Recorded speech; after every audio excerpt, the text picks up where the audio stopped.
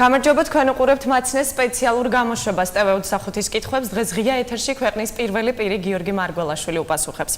წარადგენს თუ არა პრეზიდენტი მარგველაშვილი აჭარის უმაღლეს საბჭოში დასამტკიცებლად მმართველი გუნდის რჩეულ კანდიდატს, რამდენად მისაღებია მისთვის თორნიკე რიჟვაძის კანდიდატურა, რომელსაც ჯერ კიდევ არ იცნობს, რაზე ისაუბრეს დახურულ კარტს მიღმა 3 საათის განმავლობაში და რა ინფორმაცია მიაწოდა ოპოზიციამ, ასევე მმართველი გუნდის წარმომადგენლებმა გიორგი მარგველაშვილს რიჟვაძის შესახებ. რაც უკავშირებს ქვეყნის პირველი პირი ზურაბ პატარაძის და გიორგი კვირიკაშვილის თანამდებობიდან წასვლას, როგორ აფასებს საქართველოს მთავრობის განახლებულ შემადგენლობას, აპირებს თუ არა საპრეზიდენტო არჩევნებში მონაწილეობას და რა პოლიტიკური გეგმები აქვს სამომავლოდ. მაშ ასე ვიწყებთ ინტერვიუ საქართველოს პრეზიდენტთან გიორგი მარგველაშვილთან. მოგესალმებით ბატონო გიორგი, მადლობა რომ გამონახეთ დრო ჩვენთან სასაუბრებლად. მოგესალმებით მაყურებელს. ბატონო გიორგი, პირველ კითხვას დაგისვამთ რეგიონში ყველაზე მნიშვნელოვან და აქტუალურ საკითხთან დაკავშირებით, ეს არის რეგიონის თავმჯდომარეობის კანდიდატთან დაკავშირებით. როდესაც სანამ დაიწყებოდა კონსულტაციები მმართველ გუნდთან გუშინ, ისინი ამბობდნენ, რომ შეეცდებოდნენ თქვენს დარწმუნებას იმაში, რომ თორნიკე რიჟვაძე არის კანდიდატი, რომელიც ესაჭიროება რეგიონს. შეძლეს თუ არა მათ თქვენი დარწმუნება? მე გუშინ ვესაუბრე არა მხოლოდ მმართველ პარტიას, არამედ ვესაუბრე ყველა პარტიის წარმომადგენელს, რომელიც არის უმაღლესი საბჭოს წარმოდგენილი დეპუტატების სახით. გარდა ამისა, დღეს აი აქ რომ მოვდიოდი, მოქალაქეთა ჯგუფი იყო მოსული და მათაც ჩემი ადმინისტრაციის წევრები ახლა ესაუბრებიან. მე შევეცადე, რომ პოლიტიკური პროცესი, რომელიც მიმდინარეობს აჭარაში, იყოს მაქსიმალურად ჩამრთველი, საზოგადოების და პოლიტიკური ძალების შემკრები და ჩამრთველი პროცესი და იმედი მაქვს, რომ ეს გამომდის. საქმე ისაა, რომ ასეთი ღია და ასეთი პოლიტიკურად ინკლუზიური ჩართვითი პროცესი არის ერთ-ერთი ნაწილი დემოკრატიული სახელმწიფოს ფუნქციონირების. კონსტიტუციის მიხედვით ჩემი ფუნქცია მდგომარეობს იმაში, რომ მე უნდა წარვადგინო რეგიონის ხელმძღვანელის კანდიდატურა და ეს უნდა განხორციელდეს საზოგადოებასთან მაქსიმალური კონსულტაციების გზით. ეს კონსულტაციები ახლაც გრძელდება და მე იმედი მაქვს, რომ ჩვენ შევძლებთ, რომ ჩამოვყალიბდეთ ისეთ კანდიდატზე, რომელიც იქნება რეგიონისთვის სასარგებლო და გარკვეულწილად გააღმავებს იმ დადებით პროცესებს, რომლებიც ხორციელდებოდა რეგიონში, ან უპასუხებს იმ გამოწვევებს, რომელიც რეგიონს შეძლო თუ არა მმართველმა გუნდმა თქვენი იმაში დარწმუნება, რომ რიჟვაძე არის ის კანდიდატი, რომელიც რეგიონს ჭირდება? იცით რა შესაძლოა, მმართველი გუნდი ბუნებრივია საუბრობდა თავიანთ კანდიდატზე და ახასიათებდნენ მას დადებითი კუთხით. მე შემიძლია გითხრათ, რომ საინტერესო იყო ის, რომ ოპოზიცია მაგალითად ბატონ რიჟვაძეზე რაიმე ასეთი სერიოზული უარყოფითი ვერც ერთ შემთხვევაში ვერ დაფიქსირდა. გარდა იმისა, რომ არის თავშოთ საუბარი არის იმაზე, რომ ის ახალგაზრდაა და ესეც არ არის მაინც და მაინც ესეთი ძლიერი არგუმენტი ადამიანის წინააღმდეგ. გასაგებია. როდესაც გუშინ მედიის მხრიდან დაისვა კითხვები, რატომ უნდა მოიწონოს პრეზიდენტმა თორნიკე რიჟვაძის კანდიდატურა, პასუხები იყო ასეთი, რომ რიჟვაძე არის ენერგიული, ახალგაზრდა, განათლებული კანდიდატურა. ალბათ დამეთანხმებით, რომ ეს კრიტერიუმები არ არის საკმარისი იმისთვის, რომ რეგიონის მმართველობა დაიწყოს 29 წლის კაცმა. თქვენთვისაც მთავარი არგუმენტი ამ შემთხვევაში, როგორც ხვდები, არის ის, რომ ის არის ახალგაზრდა. რა არის მთავარი არგუმენტი?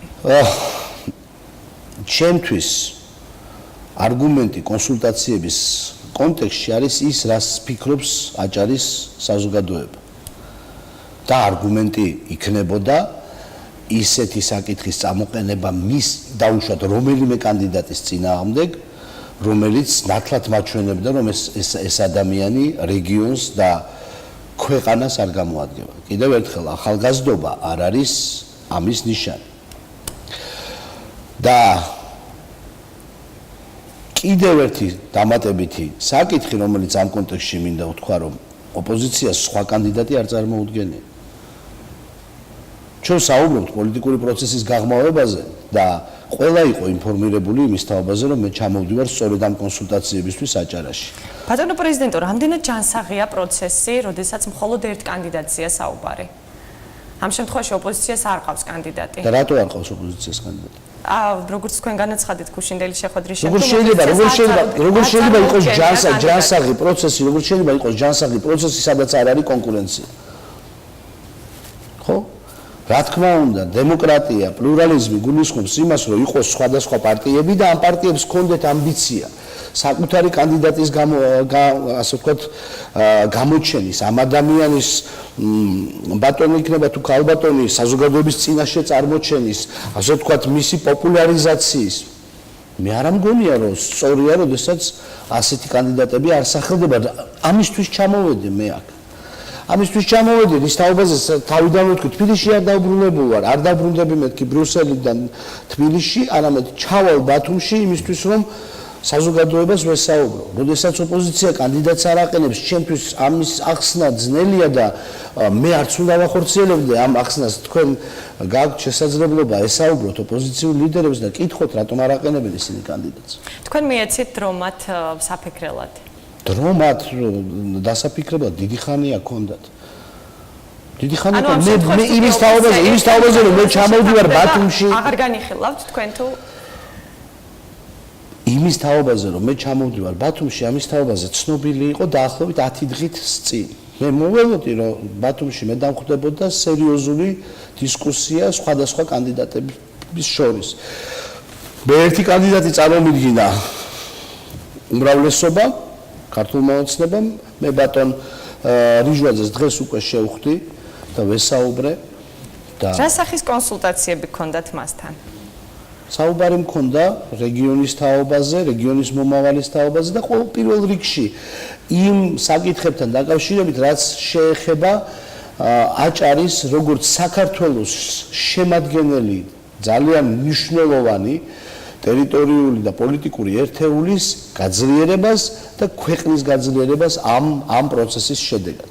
ამიტომ არის პრეზიდენტი ჩართული ამ კონსულტაციებში. ბატონო პრეზიდენტო, თქვენ უკვე გაიარეთ კონსულტაცია უმაღლეს საბჭოში პოლიტიკურ სუბიექტებთან. თავად ახსენეთ, რომ უკვე შეხვდით თორნიკე რიჟვაძეს. საბოლოოდ, რამდენად მისაღებია თქვენთვის რიჟვაძის კანდიდატურა? მიუღებელი რიჟვაძის კანდიდატურა ნამდვილად არ არის. მიუღებელი რიჟვაძის კანდიდატურა ნამდვილად არ არის. ანუ მხარს დაუჭერთ თქვენ? რას გავაკეთებ, ეს გამოჩნდება ცოტა ხანში, მაგრამ თქვენ კითხვაზე გპასუხობთ, რომ მიუღებელი ნამდვილად არ არის ბატონი რიჟვაძის კანდიდატურა და არგუმენტი არა მარტო ჩემთვის, არამედ საზოგადოებას ოპოზიცია ამას უნდა ახორციელებდეს, ოპოზიცია უნდა აკრიტიკებდეს სახელმწიფო კანდიდატს, ოპოზიცია უნდა აკრიტიკებდეს ხელისუფლებას, მაგრამ ამავე დროს თავის კანდიდატს უნდა წამოწევდეს და მე გარდა იმისა, რომ ადამიანი ახალგაზრდა ჩერჩერობით სერიოზული კრიტიკა ამ ადამიანის თაობაზე არ მომისმენია არც დახურულ კონსულტაციებში, არც მედიაში. ბატონო პრეზიდენტო, უმაღლეს საბჭოს დამოუკიდებელი დეპუტატი იმასაც ამბობდა, რომ თორნიკე რიჟვაძე არის ბიძინა ივანიშვილის კანდიდატი და უფრო მეტიც პეტრე ზამბახიძემ განაცხადა, რომ თქვენ პოლიტიკურ თამაშში ჩაერთვებით და მას მხარს დაუჭერთ. ეთანხმებით თუ არა პეტრე ზამბახიძემ განაცხადა, რომ თქვენ პოლიტიკურ თამაშში ჩაებმებით და ბიძინა ივანიშვილის მიერ წარდგენილ კანდიდატურას მხარს დაუჭერთ. ეთანხმებით თუ არა ამ ყველაფერს? პოლიტიკურ თამაშში ჩავერთვები. თამაში ქვია იმასაც მე ვაკეთებ. მან განმარტება გააკეთა. ხოლო ეს განცხადება გააკეთა და თulis რომ არ ვაპირებ მე კამაც. იცით რა შესაქმე ეს როდესაც რაღაც ითქმის, ალბათ რაღაცა აზრი უნდა იყოს ამის უკან. ბიძინა ივანიშვილი არის ქართული ოცნების პოლიტსაბჭოს თავმჯდომარე, ხო? ქართული ოცნების პოლიტსაბჭოს თავმჯდომარეა, ხო მე მგონი ბიძინა, ლიდერია ქართული ოცნების. ის რომ პარტიამ წამოაყენა კანდიდატურა, ესეც ჩვენთვის ცნობილია. ამ პარტიის ლიდერი რომ ბიძინა ივანიშვილია, ესეც ჩვენთვის ცნობილია. და პოლიტიკური თამაში რას ქვია ბოლომდე არ მესმის, იმიტომ რომ მე ჩამოვედი პოლიტიკური კონსულტაციებისათვის, სათამაშოდ არ ჩამოსულარ ნამდვილად და ამ პროცესს ვახორციელებ ისე რომ ეს იყოს დემოკრატიული პროცესი, რომ მე პატივი ვცე როგორც სახელმწიფო გუნდს, ასევე ოპოზიციას და ჩემი ფუნქცია შევასრულო. სათამაშოდ ნამდვილად არ ჩამოვსულა. ბატონო გიორგი, გუშინ, როდესაც თორნიკე რიჟვაძის მამის სამსახურეობრივ საქმიანობის შესახებ შეფასება გააკეთეთ, თქვით, რომ თქვენ არ ჩაერთვებით ჭორაობაში და ამ ყველაფერს ჭორაობა უწოდეთ. რატომ მიგაჩნიათ ეს ყველაფერი ჭორაობა იმ ფონზე, როდესაც უკვე თავად ცოტნიანენიძე, რომელიც ამჟამინდელი დეპუტატია ქართული ოცნებიდან, თვითონ ალაპარაკდა იმაზე, რომ მის საქმეში რიჟვაძის მამა იყო, მისი დაპატიმრების საქმეში იყო რიჟვაძის მამა ერთ-ერთი მოწმე და ფიგურირებდა. ჭორაობა, როდესაც ჩვენ ადამიანზე კი არ ვსაუბრობთ, მისი ოჯახის წევრს განვიხილავთ. და ბინძური ჭორაობა ამასთან ერთად. რომ რიჟვაძის მამა რომ ინიშნებოდეს, ჩემი პოზიცია მექნებოდა, ჯერ ესეთი ამ საქმეს შევისწავლიდი და მექნებოდა ეს პოზიცია. და აი ასე ვთქვათ, ოჯახის წევრის მე არ ვიცი ის ამბავი როგორ იყო მართლა და უშუალოდ არც მაინტერესებს ამ ეტაპზე, მაგრამ აი ოჯახის წევრის განხილვით ზრდასრულ ადამიანზე და მე არ ვიცი რომელ საზოგადოებაში 30 წლის ადამიანის დასრულად არ მიიჩნევა. აი ამ შავი პიარის მის წინააღმდეგ წამოწევა, ისაა რაც მე მიმარჩნია მართლა უღირს ჭორაობით. და სხვა ჩვენს რა არის ის საინტერესო, როდესაც ამას პლუს აკეთებს ის პოლიტიკური ძალა, რომელიც მთელი ძალადობასთან არის დაკავშირებული, რომელიც ნაციონალური მოძრაობის დროს ხდებოდა, ეს ხო საერთოდ აბსურდი ხდება. ჩვენ ხო რეალურად მივედით იმ კომიკურ სიტუაციამდე, რომ ნაციონალური მოძრაობა და რომლებიც შიგნით იყვნენ თუ არ იყვნენ თუ რა ეხლა რა მდგომარეობაში არიან და უშუალოდ იქეთ არიან თუ აქეთ არიან გადმოსულები, ქართულ ოცნებაშიც არიან გადმოსულები, იმაში აქვე ევროპულ საქართველოში, აი ეს ნაციონალური მოძრაობა დღეს ვიღაცას უყენებს, ასე ვთქვათ, კომპრომატად იმას, რასაც ის პოლიტიკური ძალა აშავებდა. ეს ხო საერთოდ პოლიტიკური აბსურდია. ეს ხო საერთოდ პოლიტიკური აჯანყებაა, რომ მე რაღაცას ვაკეთებდი ცუდად, მე ვძალადობდი და ჩემივე ცუდი საქციელი თქვენ წამოგაძახოთ. რომ თურმე ის ადამიანი რაღაცა ცუდს აკეთებდა და იმის შვილი არის ამის გამო ეს აჯანყებაა ხო, იმიტომ მოხდა რომ ქართულმა ოცნებამ წაშალა ზღვარი თავის თავსა და ნაციონალურ მოძრაობას შორის. ქართული ოცნება ხომ გახდა, ქართული ოცნება ხომ დაკომპლექტდა ნაციონალური მოძრაობით. ეს პოლიტიკური აჯანყებაა. და პლუს კიდე ამ ფონზე, ესე იგი მამის საქციელის წამოძახება შვილზე, რომელ მორალურ იმაში კრიტერიუმში ჯდება, თურმე თან თანამონაწილე თუ იმ კაცმა მართლა ძალადობდა ის კაცი, თურმე თანამონაწილე ნაციონალები წამოაძახებენ თავისივე დანაშაულს შვილს. რაღაცა ცოტა მაინც ხო უნდა გასცდეს სოფლის ორღობის ჭორაობას ქართული პოლიტიკა და გადავიდეს რაიმე უფრო ღირებულზე. მაგრამ სად უნდა გადავიდეს, როდესაც მაშინ საერთოდ წაიშალა მორალური სახე. იმიტომ რომ შიგნით ნაციონალური მოძრაობის წარმომადგენლები, რომლებიც ეხა პორტირებულები არიან ქართულ ოცნებაში, აი ამ პროცესის ყოველ შემთხვევაში ხა ადამიანზე მე რამენაირად რომ შევძლოს ისა რა ქვია, აი ესეთი რაღაც, აი ასეთ ზღვარს გადავაბიჯო, ნუ ეხლა ჩემთვის ეს უცხო არ არის და ეს აჯანყებადაც უცხო არ არის, რაშიც პრეზიდენტო თითქმის ამოვწურეთ ეს თემა. ზურაბ პატარაძის და გიორგი კვირიკაშვილის წასვლასთან დაკავშირებით მინდა გკითხოთ. თქვენ გუშინ უმაღლეს საბჭოში ვიზიტისას კიდევ ერთხელ განაცხადეთ ამ მოულოდნელი წასვლის შესახებ, ხაზი გაუსვით, თქვენი პოზიცია ამ საკითხთან დაკავშირებით მკვეთრად დააფიქსირეთ, რომ თანამდებობის პირები ასე მოულოდნელად არ უნდა ქრებოდნენ გაახსნა განმარტებების გარეშე. თქვენ თუ დაინტერესდით ამ ყველაფრით და თუ გქონდათ პირდაპირი კომუნიკაცია თუნდაც ზურაბ პატარაძესთან?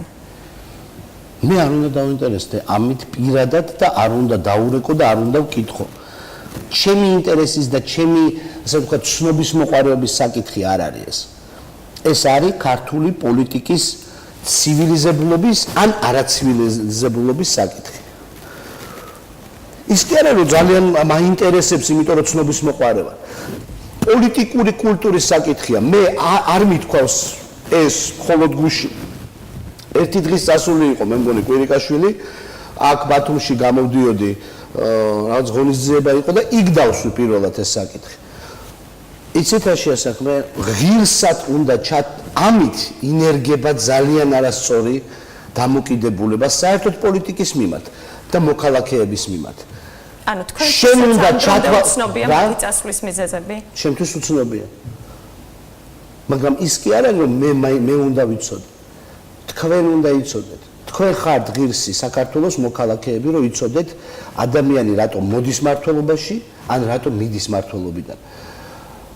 ეს არის თქვენი როგორც მოქალაქის პატივისცემის საკითხი. ეს არის ის ამოსავალი გრძნობა განცდა, რომ პრემიერ-მინისტრიც, რეგიონის ხელმძღვანელიც არა რაღაცა კულუარული პროცესების მსახურია, არამედ ქართული საზოგადოების მიერ დაქირავებული პრემიერ-მინისტრია. ქართული საზოგადოების მიერ დაქირავებული რეგიონის ხელმძღვანელია. ეს არის ჩვენი პოლიტიკური კულტურის და მოქალაქეების პატივისცემის თემა. და რატომ საუბრობ ამის თაობაზე? ანუ ამ შემთხვევაში დაბალია პოლიტიკური კულტურა ამის თქმა. ბუნებრივია ხარ, როგორ შეიძლება რომ შენ არ სცემდე შენ მოქალაქეებს იმდენად პატივს, რომ მათ არ აუხსნა შენი ნაბიჯი. შენ ხო მათ მიერ დაქირავებული ადამიანი ხარ. შენ ხო მათ ემსახურები და არა ვიღაცა სხვას. და აქედან გამომდინარე ის რომ ეს არ უნდა ხდებოდეს, თანაც ახლა კვირიკაშვილთან მიმართებაში კიდე სხვა დეტალებია, უცებ პოლიცსაბჭოდანაც გაქრა. იცით რა შეასახმე, მე კვირიკაშვილთან მუშაობდი როგორც ასე ვთქვათ პარტნიორი და მე ვერ ვიტყვი რომ ყველაფერში ერთმანეთს ვეთანხმებოდი. მაგრამ მე მუშაობდი და მე ვიცოდი როგორ უნდა ვიმუშაო, ხო? და უცებ თქმა რომ იცით რა შეასახმე, გუნდი რომელ გუნდზე არის ლაპარაკი? გუნდმა ასე გადაწყვეტა, რომელ გუნდზეა ლაპარაკი?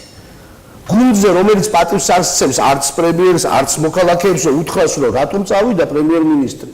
გუნდი, რომელიც მეორე დღეს ერთი ადამიანი არ გამოესარჩევება იმ ადამიანის სახელს და იმ ადამიანის ზღვაწს, რომელსაც აქამდე აბა ხმა ამოიღო ვინმე კვირიკაშვილი რომ რაღაცას იტყო და აბა რაიმე სხვანაირად გეთქვა და კვირიკაშვილის ეფექტი და კვირიკაშვილი გუნდის ლიდერია და ერთ დღეში მისი ხსენება თურმე აკრძალულია. ერთ დღეში პოლიცსაბჭოდან გააქრეს და იმას, ვინც ამას აკეთებს, ამას გუნდს ეძახიან. გუნდი თავის ლიდერებს ასე არ ექცევა. სულ ეხა თავი რო დავანებოთ იმას რომ ვინ აკეთებს ამ ყველაფერს? მე არ ვიცი ვინ აკეთებს. რო არ არის ახსნილი, ეს არის პრობლემა, თორე ჩემი ცნობის მოყარეობის თემა არ არის. დემოკრატიული პოლიტიკის ერთ-ერთი შემადგენელი ნაწილია განჭრეტადობა პოლიტიკური პროცესის. ჩვენ მოქალაქეები გვენდობიან, მე რა რო კვირიკაშვილი პირდაპირ არჩეული არ არის, მას ხო ენდობოდნენ, მასთან ხო დამოკიდებულება და ურთიერთობა ჰქონდათ, მას ხო საგარეო პარტნიორები ენდობოდნენ. ქვეყნის, ისა მსოფლიოს თავარ დედაქალაქებში კვირიკაშვილს იცნობდნენ და კვირიკაშვილთან ერთად პარტნიორობდნენ. რაღაცნაირად გაიჟღერა ეკონომიკის საკითხმა. აქაც ხო კომიკურ სიტუაციამდე მივედით. 7.9% აქვს ეკონომიკის ზრდა მაისში. თავისთავად ძალიან ეკონომიკური, ასე ვთქვათ, პროფილის პრემიერ-მინისტრს. და რისი დანერგვა ხდება, რომ საზოგადოება თქვენ არ ახართ იმის ღირსი, რომ ამ დეტალებს იცნობდეთ. მოქალაქეებო, თქვენ წყნარად იყავით, ჩვენ თვითონ გადავწყვეტ და ვინ ჩვენ თვითონ? გუშინ თუ კვირიკაშვილის ადამიანი იყო, რომელიც იყო ბატონო პრეზიდენტო, ცოტა დრო გრჩება და მინდა გითხოთ მინისტრთა კაბინეტთან დაკავშირებით. რამდენად მისაღებია თქვენთვის წარდგენილი მინისტრთა კანდიდატურები? მე გუშინ გავაკეთე კომენტარი ორ მინისტრზე, უბრალოდ სამ მინისტრზე, მე ბრიუსელიდან ბრიუსელში მუშაობდი საგარეო საქმეთა მინისტრთან ერთად და თავდაცვის მინისტრთან ერთად და შემიძლია გითხრათ, რომ ორივე ჩემთვის მისაღები პარტნიორი იყო მანამდეც და იქ დათო ახალი დანიშნულია, მაგრამ როგორც მოადგილესთან ხო ქონდა ურთიერთობა. ორივე კარგად იმუშავა, იმიტომ რომ ბრიუსელში მიღწევა, რომ ჩვენ ვიყავით უმაღლეს დონეზე წარმოდგენილი, ის მიღწევა, რომელიც აქამდე არ ქონია საქართველოს არც ერთხელ. ასეთი ფორმატის მიღწევა. მე აქ რაღაცა ვისმენდი, რაღაცა კომენტარებს, თითქოს ვიღაცა რაღაცაში ერკვევა ძალიან და იმას რომ არაფერი არ ყოფილა ბრიუსელი. ასეთი დონის სამიძე მიღწევა, როდესაც 29-ვე ქვეყნის პრეზიდენტი საუბრობს ქვეყნის საქართველოს მომავალზე და რაც შიგნით ჩაიწერა მარტივი ფაქტია, რომ არ ქონია. ეს ნამდვილად საგარეოს ნამუშევარია.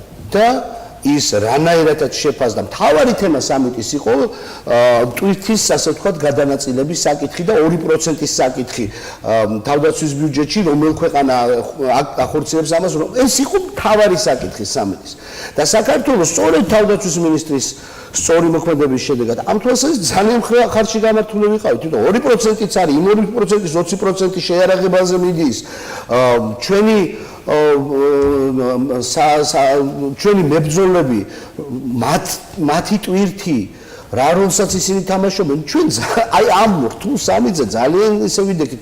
და მე მინდა ბატიაშვილზეც თქვა, რომ არ არის ის პოლიტიკისთვის ახალია, მაგრამ ის არის ადამიანი, ვისთანაც მე მიმუშავია და განათლების სამინისტრო და განათლების სფერო ბუნებრივია ჩემთვის ერთ-ერთი ყველაზე ამოსავალი სამინისტროა და ის რა გამოცდილებაც მაქვს მე მასთან მუშაობის რამდენი ახალი იდეაც აქვს და როგორც თანამშრომლობ ამ თვალსაზრისითაც მე ძალიან პოზიტიურად უყურებ ამ მინისტრებს რომ ვინც ახლა ასე ვთქვათ გამოუყავი და ხაზი გაუსვა. და თეატროლოგიანთან დაკავშირებითაც მინდა გკითხოთ მისი მინისტრთა კაბინეტში დატოვების საკითხი დღეს განხილვის თემა. თქვენ გუშინაც გარკვევით განაცხადეთ, რომ სასამართლო სისტემა ქვეყნის დემოკრატიული განვითარების პროცესში არააქტიურად ჩართული ნაწილია. ამ ყველაფერში თეატროლოგიანის წვლილი არის გასააზრებელი. ძალიან დიპლომატიურად მithია ეს ბრიუსელიდან მქონდა ბატონო პრეზიდენტო ის რომ წულუკიანი წარუმატებელი მინისტრია? იცით რა შეასახმე? არის შემადგენელი, ამ საქმის შემადგენელი არის ორი. ერთი არის პოლიტიკური განწყობა საზოგადოებაში და ის მართლა სერიოზული დარღვევები, რაც მართლმსაჯულების სისტემას გააჩნია მთლიანად, სასამართლოც მათ შორის, და მეორე არის ფაქტები. ხო?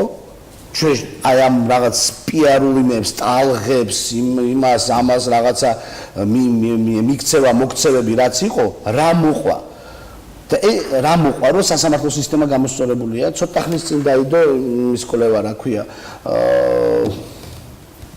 გამჭვირვალეობის კვლევა. რამდენი პრობლემაა თვითონ სასამართლოში. მას რატო დატოვეს იგი მინისტრთა მე კაბინეტში? მეკითხები? თქვენ როგორ ფიქრობთ, თქვენი აზრი გვაინტერესებს? არ ვიცი, ასახსნელია, მაგრამ აი მას არ ხსნიან პრემიერ-მინისტრი რატომ მიდის და რატომ მოდის და ეხლა ამ მინისტრის თაობაზე რატო დატოვეს, მე ვერ გეტყვით, რატო დატოვეს. არც ყველა შეხვედრაზე, ყველა საერთაშორისო კვლევებში და შეფასებაში სასამართლო სისტემა ყველაზე სუსტ რგოლად მიიჩნევა ქართული სახელმწიფოებრიობის. ეს იუსტიციის მინისტრი ამ თვალსაზრისით რჩება. მთელი საზოგადოება არავინ არ ითხოვდა კვირიკაშვილის გადადგომას. აი იმ ტრაგიკულ დღეებში, როდესაც რუსთაველზე ამ კოშმარებს ვისმენდით, რა დღეში არის სამართალდამცავი მართლმსაჯულების სისტემა. და ბუნებრივი უცებ ხდება ისე, რომ კვირიკაშვილი მიდის და ეს ადამიანი ვის მიმართაც იყო ეს კითხვები და მოთხოვნები და მათ შორის სამოქალაქო საზოგადოების მიერ, მათ შორის მოქალაქეების მიერ, მათ არ უსმენს მმართველი პარტია. ალბათ ამასაც გუნდი წყვეტს. ეს გუნდი ვინარია მეგობრებო, ერთმანეთს ანძღავენ და თავიანთ პრემიერზე ერთი სიტყვა არ არის სამიტთან დაკავშირებითაც კითხავთ, რომლის შემდგომ ფაქტობრივად თქვენ განცხადება არ გაგიკეთებიათ, გუშინ გააკეთეთ. არა, ნატო სამიტზე მქონდა ისა. რა მესიჯები გაჟღერდა საქართველოსთან მიმართებაში? უმნიშვნელოვანესი. ნახეთ რა იყო პირველ რიგში. პირველად ეს ფრაზა რა თქმა უნდა გაცვეთილია პირველად ჩვენი ქვეყნის ისტორიაში და ასე შემდეგ, მაგრამ მართლა პირველად ასე ვთქვათ საქართველოს ქონდა შესაძლებლობა პრეზიდენტების დონეზე, არა მინისტრების დონეზე, არამედ ქვეყნის ლიდერების და ხელმძღვანელების დონეზე ქონოდა სხდომა, რომელიც შეეხებოდა საქართველოს საკითხებს. და ნახეთ რა დაფიქსირდა. პირველი, რომ რუსეთი არის ოკუპანტი და რომ ოკუპანტმა უნდა თავისი ჯარი საქართველოს ტერიტორიიდან გაიყვანოს. ამას ხელს აწევს ყველა ისიც, ვისაც ასე ვთქვათ სკეპტიკოსებად მოიხსენიება. მითითება რუსეთზე რომ ჯარი უნდა გაიყვანოს. მეორე, ამ ფაქტის აღიარებით, რომ რუსეთი ოკუპანტია და საქართველოს ტერიტორიაზე არის, მაინც ხელახლა ხაზი იმავე დოკუმენტში ესმევა იმას, რომ რა ქვია, საქართველო გახდება ნატოს წევრი. მესამე, საქართველო ჩართული არის შავი ზღვის კონტექსტში. ესეც ახალი კონტექსტია, რომელიც ჩვენთვის ძალიან მნიშვნელოვანია. და ბოლოს ნათქვამია რომ ალიანსი გააძლიერებს საქართველოს სამხედრო აღმშენებლობაში ჩართულობას და ნათქვამია რომ საქართველოს გააჩნია ყველა ინსტრუმენტი რომ გახდეს ნატოს წევრი.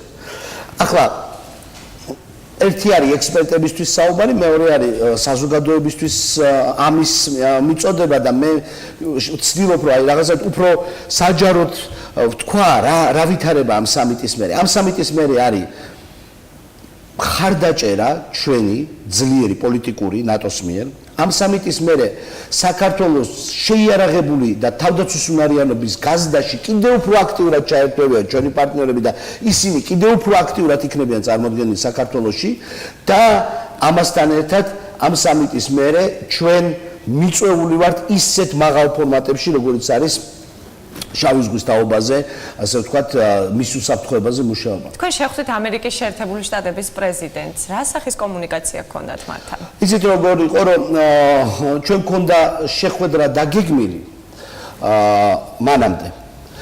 მაგრამ სამიტის დღის წესრიგი შეიცვალა. და ამიტომ ჩვენი შეხვედრა მოხდა იქ, თვითონ სამიტზე ერთ სხდომასა და მეორე სხდომას შორის. მანამდე იყო დაგეგმილი ცალკე შეხვედრა და რადგან რაზე ისაუბრეთ ბატონო პრეზიდენტო? საქართველოს და ამერიკას. ბუნებრივია, მე ხელახლა ბატონ პრეზიდენტს აუწერე ის დიდი ღვაწლი, რომელიც საქართველოს აქვს გლობალური უსაფრთხოების დაცვის თვალსაზრისით, ამას ძალიან ნათლად გაუსვი ხაზი და მივაწოდე ეს ინფორმაცია კიდევ ერთხელ.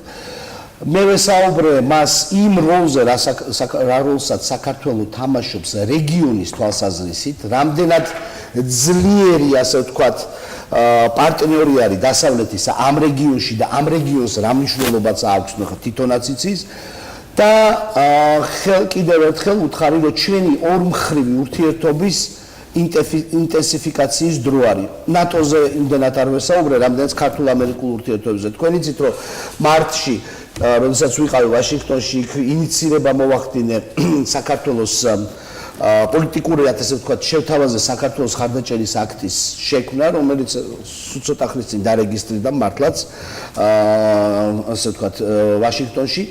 ამის თაობაზეც ვუთხარი პრეზიდენტს, რომ მე ეს სენატში და კონგრესში ეს ინიციატივა შევიტანე და ეს მნიშვნელოვანია, მაგრამ მარტივად ვუთხარი, რომ ასეთ რეგიონში, ასეთ ქვეყანას ქართულ-ამერიკული ურთიერთობის, რომელიც კარგად ვითარდება, ინტენსიფიკაცია სჭირდება. ხა ეს არ იყო, რა თქმა უნდა, იმიტომ რომ კიდევ ერთხელ დღის წესრიგი აირია სამიტის, რა თქმა უნდა, რომ ყოფილიყო უფრო ხანგრძლივი შეხვედრა იქნებოდა უკეთესი, იმიტომ რომ მე დეტალს გავივლიდით, მაგრამ ძირითადი გზავნილები, რაც მინდოდა შეერთებული შტატების მიმართ ქართულ-ამერიკული ურთიერთობის თაობაზე მოვახერხე და დაფიქსირდა. ბატონო პრეზიდენტო, გკითხავთ მომავალ საპრეზიდენტო არჩევნებთან დაკავშირებითაც თქვენ გუშინ თქვით, რომ საჭირო დროს გააჟღერებთ ამ ყველაფერს. 3-4 თვეა დარჩენილი არჩევნებამდე, იქნებ კონკრეტული პასუხი გითხრათ აპელაციურ მონაწილეობას. მე აი ამ პროცესში კიდე ერთი ძალიან საინტერესო კომპონენტია საპრეზიდენტო არჩევნების პროცესში, ერთი ძალიან საინტერესო კომპონენტია და ეს არის ის, რომ ქართული ოცნება ვერ ასახელებს კანდიდატს. და ამ პროცესის შემადგენელი ნაწილია ჩემს მიერ კანდიდატურის დასახელება, ან არ დასახელება და როდის დასახელება. და იცით რა არის საინტერესო? აი ამას რომ ვაკვირდები, რაღაცა პოლიტიკური კურიოზია ფაქტიურად, ხო? მართველი პოლიტიკური ძალა ვერ ასახელებს პრეზიდენტობის კანდიდატს და ძალიან მარტივად გეტყვით, რატო ვერ ასახელებს. და სულ გვესმის, რომ იმანუარი თქვა. რატო ვერ ასახელებს? იცით, აი 5 წელიწადი რასაც აკეთებდნენ პრეზიდენტის ინსტიტუტის მიმართ. და რა შეურაცხყოფის, დაკლინების მცდელობის, პოლიტიკური შანტაჟის, შავპიარსაც არ დავარქვევ, პროპაგანდის ზღვაც აზვირთეს. მარტო ეხლა ვინც არის ოცნებაში და ეხლა რომ ოცნებაში ნაციონალები არიან, იმათ კი არა. აი, თავიდან რომ ვიყავით იმათ. ეხლა მათმა კანდიდატმა რა უნდა თქვას ამ ყველაფერზე? აი რომ დაასახელებენ კანდიდატს, ხო უნდა ვკითხონ რომ რასაც გეტყვიან, იქ დაჯდები, ხო? ხო გამოხვალ იქიდან, როგორც გეტყვიან. ხო ვერ იტყვის რომ არა. მე რო ეტყვი რომ ვეტოს დაადებ კანონს, როგორ იტყვის რომ დავადებ კანონს ვეტოს, რომ ამის გამო ამის სახელმწიფოს მტრად გავამაცხადეს.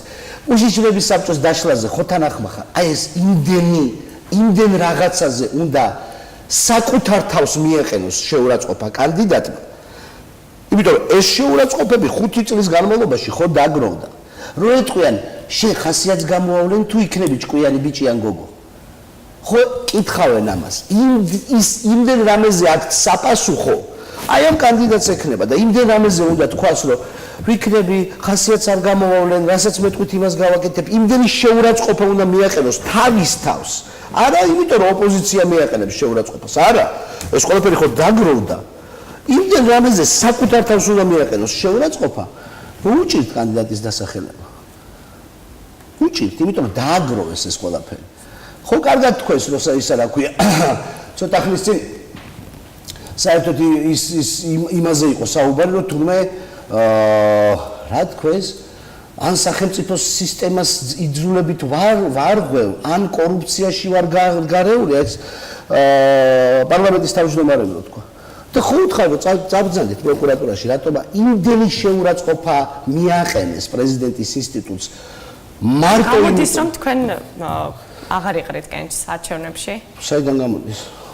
გამოდის რომ მე გიყვებით რომ ვერ იყრის კენჭს ქართული ოცნება, ამას გიყვებით. ანუ არ გამორიცხავთ რომ მიიღებთ მონაწილეობა. მე ჩემ თავზე კი არ მოგიყევით ამ შემთხვევაში. მე მოგიყევით ქართულ ოცნებაზე, რომ ვერ ასახელებენ კანდიდატს, იმიტომ რომ ვერ ბატონო პრეზიდენტო.